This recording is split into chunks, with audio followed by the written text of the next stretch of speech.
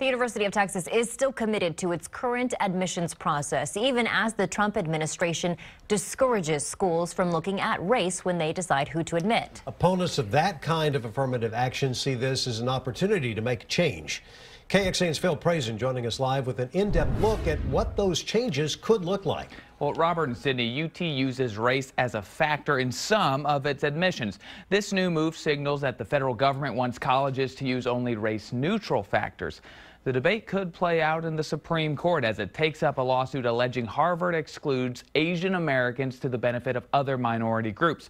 Also, that court won't have Justice Anthony Kennedy, who is soon retiring. He was key in upholding UT's affirmative action policies, and now opponents say they have an ally in Washington.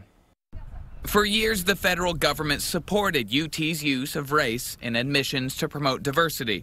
Not so anymore. That's a problem because then you begin to kind of sweep away students that are lower income that may not have the same opportunities that their white peers have. Junior Marco Guajardo is the vice president of the University Democrats and says with so many qualified applicants, UT needs something to differentiate incoming freshmen. In his opinion, UT's racial makeup doesn't reflect the state's as it is, and this would make it worse. It's not good for the barely 6% of black students at UT to look around and not see too many people that look like them. The university successfully defended its policy at the Supreme Court in Fisher versus the University of Texas. But senior Sarab Sharma with UT's Young Conservatives of Texas says affirmative action has run its course. He helped organize a controversial affirmative action bake sale, different prices for different races, as a demonstration. At some point, the society should have reached a level of racial reconciliation such that there are other metrics that are more appropriate. In his opinion, the current process unfairly leaves some out. Caucasians as well as Asians feel like they're getting the short end of the stick in the admissions process. Not much will change tomorrow, but he says the news is a sign of shifting support.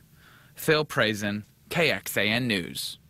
Studies show a significant wealth gap between African Americans and white Americans. According to the New York Times, for every $100 in white family wealth, black families hold just $5.04.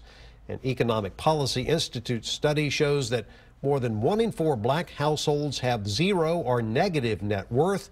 That's compared to less than 1 in 10 white families.